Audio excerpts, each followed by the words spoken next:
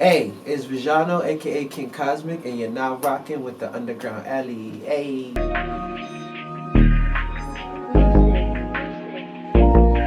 I dropped your number about 1,000 times. All I remember, you were full of lies. I am King Cosmic. Nigga, I was down, but they see I'm up now, nigga.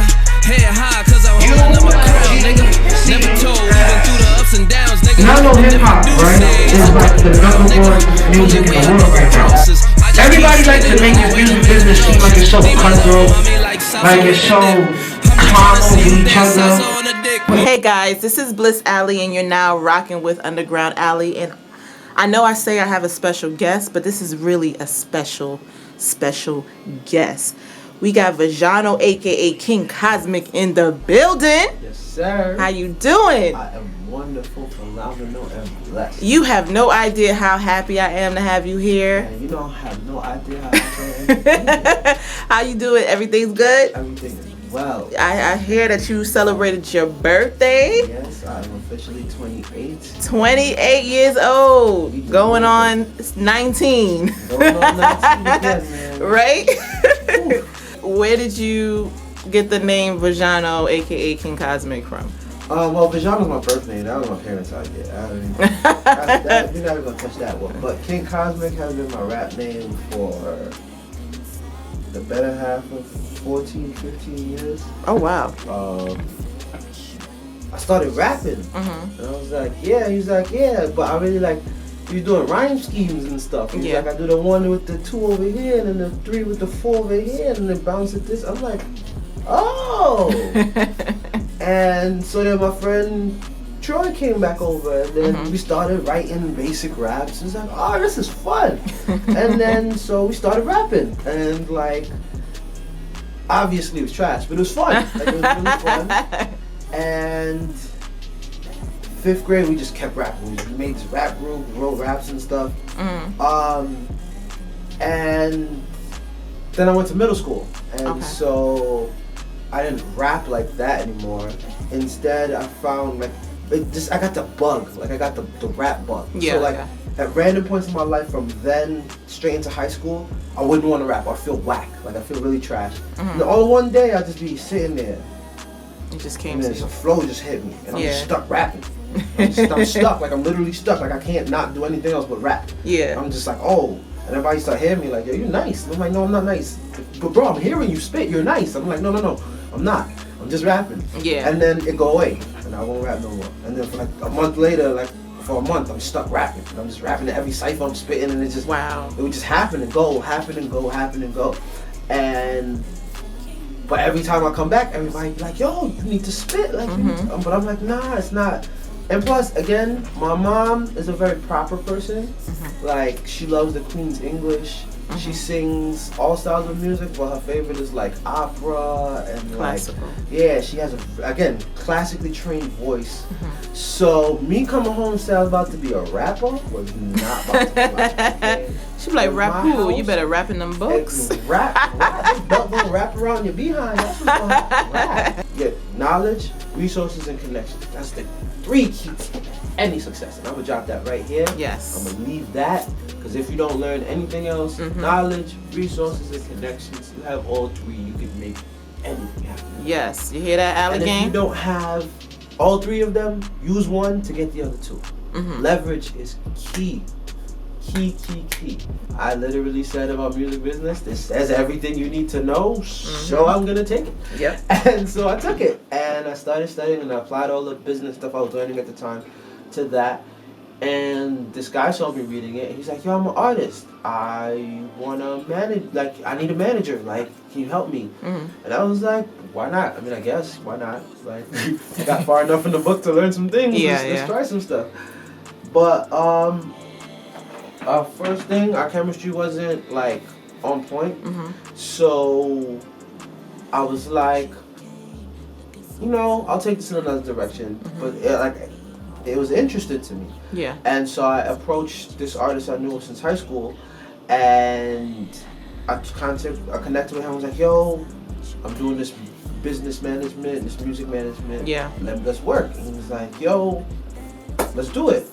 So I was working with him for a couple of months, and then I contacted a few other people that I knew in high school, and I built myself a little record label. And then I started networking. I got some photographers over here, and then we got some designers over here, and I started building this whole conglomerate around these artists. Like, you know, trying to connect everything that they could need. Like, I'm just, again, like, I just studied and tried to apply it.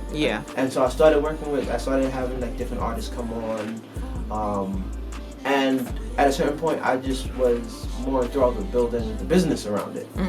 And I connected, so I transferred colleges at this point. This was 2013. Yeah, 2013. I went to Kingsborough. And Kingsborough, I went there too. Yeah, I love Kingsborough. People talk shit about Kingsborough, but I love Kingsborough. Yeah, it's alright. I mean, it's not the best college in the world, but if you, like, for me, my experience at Kingsborough was very unique because I walked in that school. Because first I went to Mega, and I didn't like Mega. Mega's a good school. That's a program. For me personally, I didn't like it because it felt like the 13th grade for me. Oh wow. The people that I met, it was just. Everybody was just hanging out. I guess it was the people, like, not the school. Yeah, it wasn't like it's just where I was. Yeah. Maybe I could have connected with somebody else. I'm never gonna put down anything. Yeah. Like, but for me personally, it just wasn't the place. I was learning more on my own, doing business stuff outside of school, and then coming to school where we're doing basic algebra. Like, that's not motivating me. Like, you know. Yeah. So when I went to Kingsborough, I was like, I want to do a show. Like, I'm coming into school to do a college show. That's why I'm here. Like, I don't care about, like, I'm gonna do my classes, but I'm here for a college show. And I remember, as I said, whatever you want, whatever you believe, you put yourself, like, you believe that, like, one, if you believe it, your actions will follow. Like, if you believe that it's gonna rain, your actions will follow because you'll pick up the umbrella. Because you will believe that it's gonna rain. So you're not gonna be able to walk out the house knowing you're gonna get wet. You believe it's gonna rain. Even if it doesn't rain that day, you believed in the morning, whatever told you or whatever feeling you had, you believed it was gonna rain. So you picked up the umbrella. Your actions will follow. So I believed that I needed to do a show. So I used to put on a suit every day I went to school. I was talking about the show, and then they came in and told me about the thing. And it was like, yo, this is amazing. Like, let's do this. And I was like, okay, well, if they just recruited us to be part of their club, we can make it a club event. Do this, that, and the third. That'd be dope, And we ended up running for the same position. And we was just like, yo, it doesn't matter who wins because whoever wins, we're both gonna be working with each other anyway. So like, it doesn't, like, it literally doesn't matter. And I ended up winning, and I was like, okay, that's fine. Like, and we just got to work. We made a show, and he was like, yo, like, everything you're doing is amazing. I'm a party promoter, this, that, and the third. Like, I was just, and I had a radio show at the time. You was just wearing a whole bunch of hats. But I wasn't, again, I like to be behind the scenes. I like to build it. So since 2012, I think, or 2013, because part of the record label, I was like, I learned about internet radio. And I used to connect a lot of internet radio stations, and I just thought about it logically.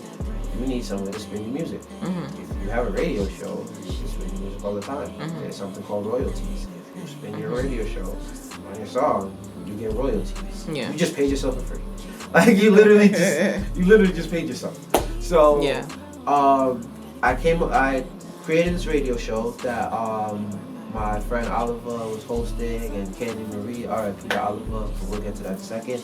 And Cuddy came on, he was like, yo, I would love to just be a part of interviewing your radio show. I was like, bro, you're helping me do the show. Like, I'll share all my business with you. Like, we'll do this. So he came on board, and he started with the radio show, and then we ended up like talking about music together, and he was also managing an artist, and we did a whole big merger, and it was like, and then once we did the college show, he was like, yo, we should do this outside of college. And I was like, yeah, I want to, but I don't know how the hell to do that. And he's like, yeah, I'm a party promoter. I'll talk to venues all the time. Let's do this. So I had the background of the music business, and he had the background of being connected with party promotion and event stuff.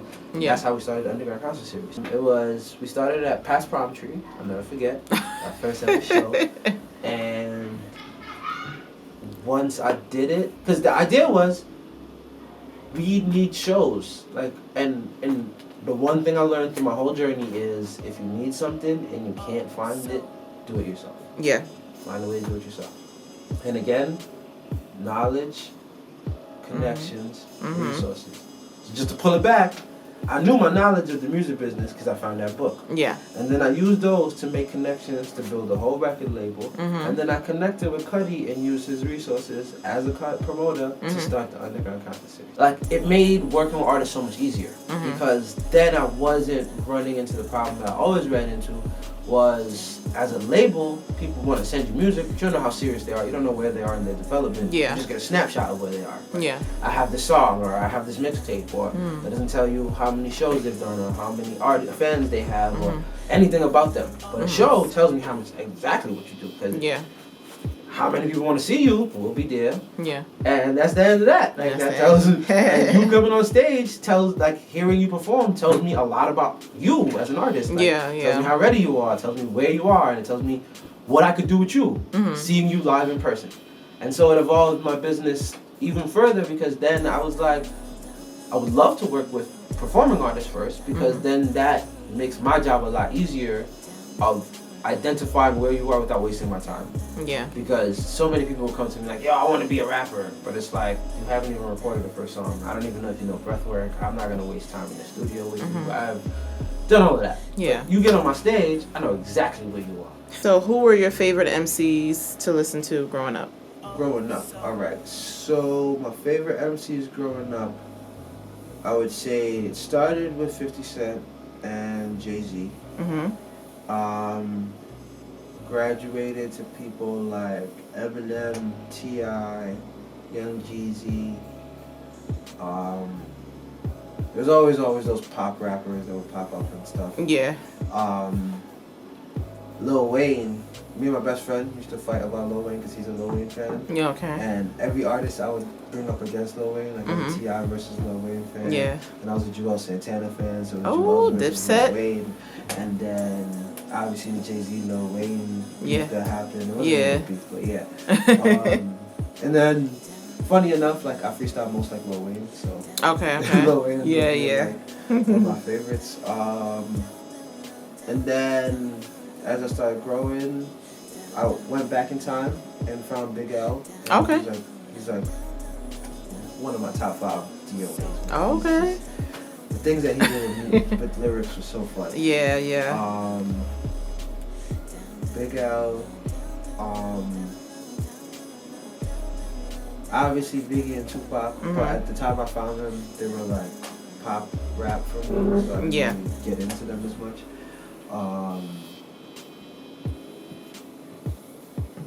Yeah, the whole Dipset, I was just having so much fun with Dipset. Oh, you like freaking you said Joel Santana, Cameron, Jim Jones, yeah. Hell Rel, yeah. Zeke. I hear that it's Joel's and Jim Jones, they doing an album.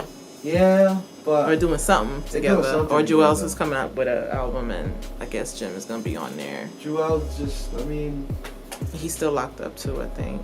Right? Yeah, I mean that man. Who am I to judge? But damn, man, that is like to several crazy things. Yeah, it's a and lot. Now he don't got no front teeth. Man. That's just. He can always get that fixed. Come on. I mean, yeah. That's something easy. And with enough money, you could get anything fixed. Yeah. But still, I mean, the fact that your life took you to the point where you ran out of teeth. I think from then on he slowed down a little bit. You Because then he's like, you know what? I'm getting too old for this shit. Yeah. Can't do that. Can't do the same thing anymore. As far as like the rappers, like the OG rappers, do you feel like the younger generation is paying homage to them or giving them respect? Or do you think it's more of like a disrespect? Like, okay, so what used to be out there, now it's our time. We not giving y'all credit. I think, well, there's the artists that do pay respect. The industry, the main culture does not give respect. But that is rap. Because everybody comes in rap, bold-faced. And like when 50 Cent came in rap, he was not giving nobody respect. Yeah, that's true. I mean, he was working with Dre. But then again, Dre is not really a rapper. Again, he's a producer. Rap is about being disrespectful. Rap is about, like, in the heart of gangster rap, in the heart of where the culture, like, rappers give respect, and so in interviews and talking and all of that stuff, yes, you're supposed to give, like, you know, that stuff. But you gotta remember what rap created. Like, rap created a belligerent culture because it came from a belligerent place. Yeah. Like, so these kids are the products of what we were told. Like, we were told not give a fuck because I'm just doing this and I'm making the money and I'm gonna be me. So now they really them. That's really them. That's them all the time. You just didn't give a fuck when you was in front of a camera. They just, that's them all the time. Basically. So they're just basically continuing what started. I feel like, yeah, it is disrespectful when asked a question like, you know, like you ask me who my favorite rappers are. I tell you, number one, Jay-Z, somebody who I look up to. That's somebody who I studied the blueprint. He gave us the blueprint. Like, you know, but at the same time, like, I'm not a mainstream rapper because a mainstream rapper is not gonna tell you who the fuck. They gonna tell you they the best because that's the point. That's the point of them. That's the point of being the rapper. Yeah. So I can't fault them even though I don't agree with them. I can't fault them because that's hip hop. For example, these rappers today, like new rappers, like Gucci Gang rappers, all of those fast mumble rap. Yeah. They would have never made it. Baby and Lil Baby and all that. They would have never made it on our record labels like Hip Hop 101. And it's precisely because of that why they're so popular. Because they were alternative to rap because rap became mainstream. Yeah.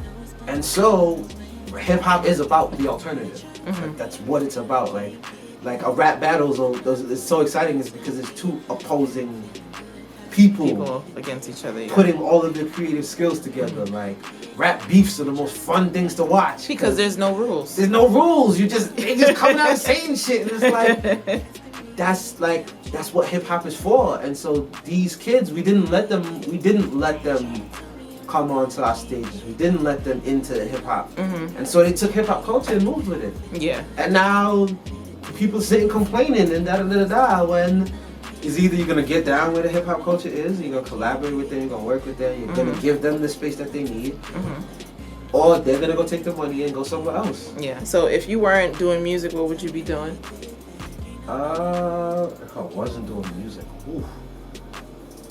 some other business, something. Like, to be a business, like what type of business? My favorite, it would still be somewhere back in my business management consulting. So if I wasn't helping myself help other people do businesses, I would just be taking that more full time, like working with people developing their business plans or working on marketing models or things like that. Just because that's where my journey, the core of my journey is, using my resources and my knowledge to help as many people start their passions. Yeah. Because I want a million different passions on my track, enjoying passions. Yeah. So like that would be what it'd be somewhere there. Who is your favorite underground artist out right now? Underground? Like your favorite of all. And it has to be Ruthie LeBron, to be quite honest. Okay. She's the artist I manage, and the reason why is because, like, I heard her Panda freestyle, it went viral, and it was just insane, like, it was amazing, like, it just I don't know, it just blew my mind, like, she was just spitting some shit, I was like, oh my god, I rewinded it, like, 1,000 times, like, oh my god, man, I used to annoy my brother with it, because I just keep playing it to him, he'd be like, yo, just find her and work with her, I'm like, no, I'm not gonna do that because I don't want to be a dick rider, like just because she's, you know, is doing well, but like I really think she's nice. And as fate would have it, on the night I met my wife, she came to my Underground Concert Series. It was Ruthie, one of Ruthie's friends convinced her to apply for the Underground Concert Series, and so she performed that same night. And that was the first time I met her, and I was like, this is crazy. And so I talked to her that day, and I was like, yo, now you know what I do. I want to work with you. And I've been working with her ever since. And that's crazy. Yeah, see, closed mouths don't get fed. Nope. Have you ever had like issues working with other artists? So many. And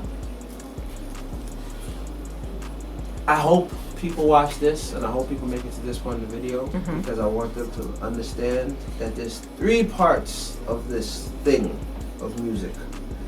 There is music itself. That's just the thing, the raw thing, right? That's the passion you have. Yeah. That is the thing you listen to. There is the music industry, which is the whole vehicle that drives that music from wherever it was started to your ear. And then there's the music business, which is everything you need to know to interact in that industry. If you do not have professionalism, if you do not have proper business etiquette, if you do not have some semblance of what you're doing,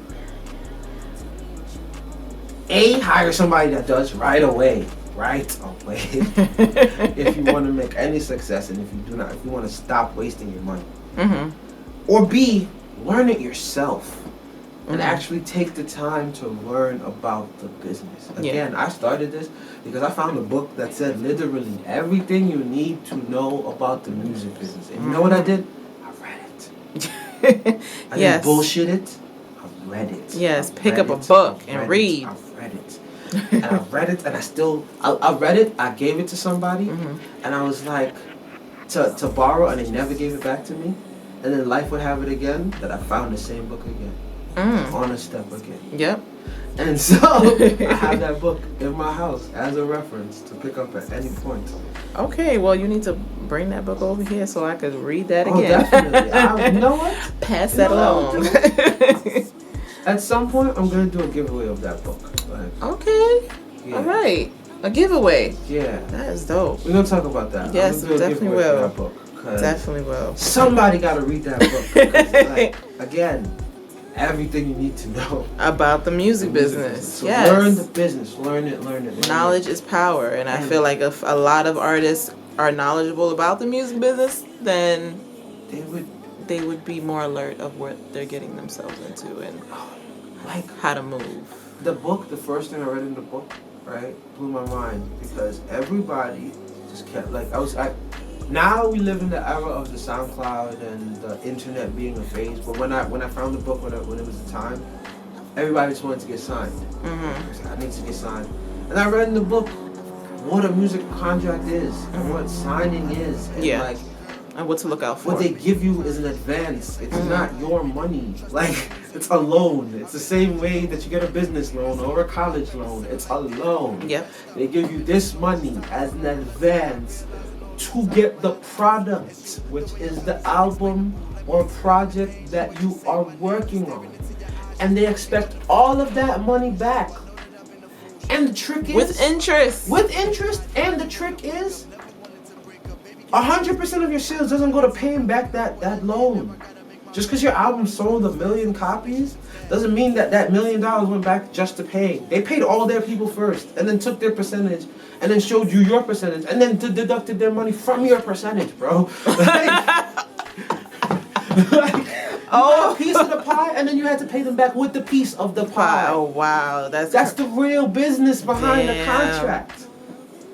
Everybody was talking about 360 deals. Nobody knows what a 360 deal. 360 deal means that they're taking something off of every stream of revenue. Because as an artist, you have multiple streams of revenue. You have publishing, you have licensing. That's why people can have their music in video games and commercials. You have your copyrights playing in different things. You can have your songs on TV as part of a jingle. You can have your song as part of the opening theme. You can have your song, the lyrics used as parts of t-shirts and clothing. You can use so many different forms of income. So many. Show up late and leave after they're done. Who did that benefit? Not a damn person. Who did that benefit? It didn't benefit you because you showed up, performed and left, so nobody knows who you were. Exactly. Like, you weren't there in the beginning to see anyone to network with. Yeah. You weren't there at the end for anybody to network with you. Why would I do that? Why? Like, why do you expect me to say yes to that? And not that many places, not that many showcases allow you to perform for free. Exactly. So if the ones that you was paying for wasn't going to allow you to do that, why do you expect me to allow you to do that? Why? Because people are very spoiled. And so... And don't want to do the work.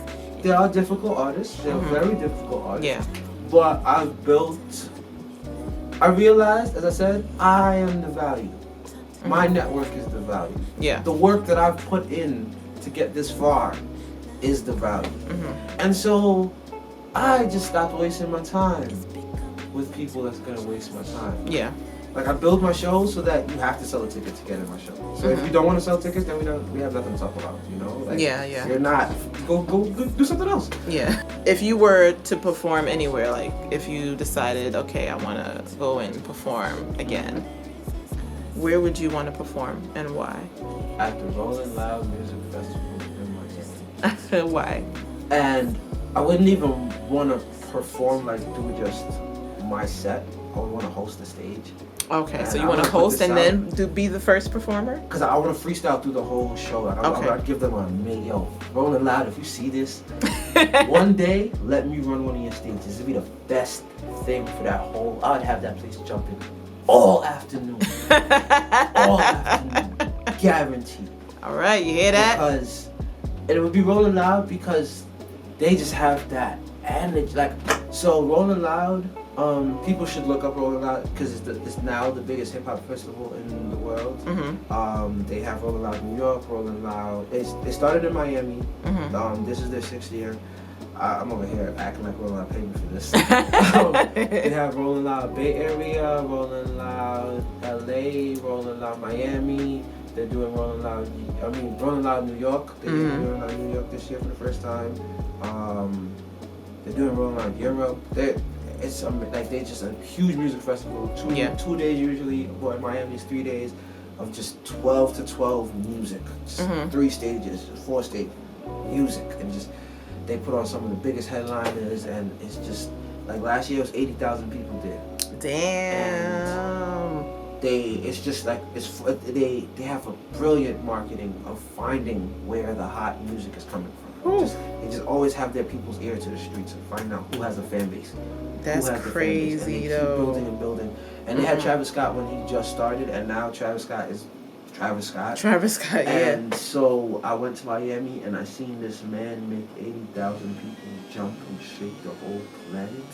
And that told me the capacity of music. And yeah, that's what I want to perform. I want to host one of those stages. I want to come out. I want to make those people jump and bug out. And I'll give them I'll give you 12 hours of pure Vejano energy. I definitely will be the first one in that audience to see that show. God. Definitely.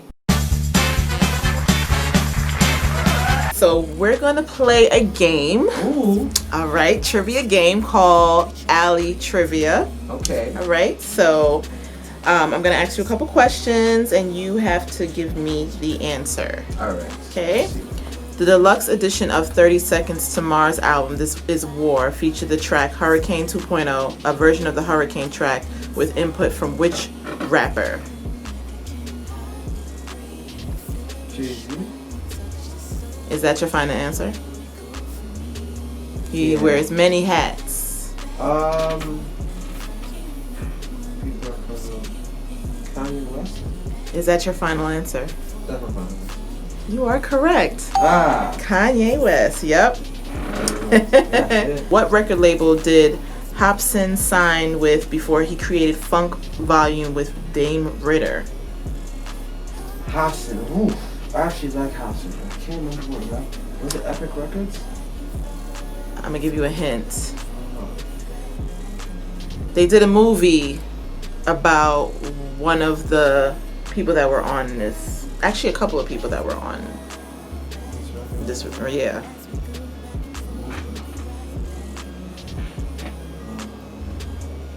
He's a West Coast man. Death Row. What record label? Was it Death Row? Is that your final answer? The answer is Ruthless Records. Ruthless. Yes. That's what it was. Question is, who is this legendary Memphis rap group that won an Academy Award for Best Original Song in 2006? Memphis? Yes. Rap. 666 Mafia. Is that your final answer? Final answer. You are correct. All right. Oh, okay. We'll find out. You just said This question's getting too easy. You said 2006. I was like, what was? You said Memphis. At first, I almost didn't get it, but yeah. Okay, what is the stage name of the American rapper with the birth name Marshall Bruce Mathers III? Eminem. Is that your final answer? Okay, you are correct. All right. Who gave us these lyrics? In a street brawl, I strike men quicker than lightning. You seen what happened in my last fight, friend? I ain't thin. Actually, a couple of people have used that line.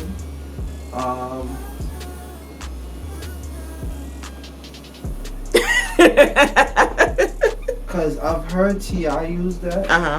So that's gonna be my final answer. But I've also, for bonus points, I've heard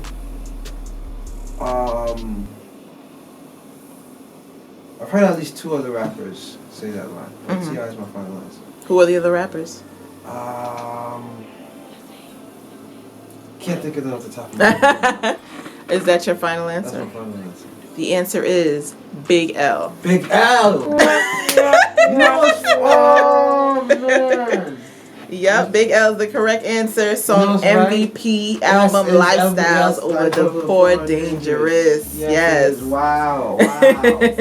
Wow, I'm mad at myself for not knowing that. Because Big L said it and then T.I. said it after. Yeah, and they said that he also said some similar lines on the 7-minute freestyle featuring Jay-Z. All right. That's where I know it from. That 7-minute freestyle is why I know. That's why Big L was the favorite, because Jay-Z was my favorite, and then I heard that song. And no disrespect to you, Jay-Z, but he violated, man. He spit some shit on that track. Hell yeah! Oh my God, man, that's my favorite freestyle of all time. Man. Oh my God! So I'm guessing you're gonna know the answer to this next question. I hope so. What was the name of Jay-Z's first album? Oh.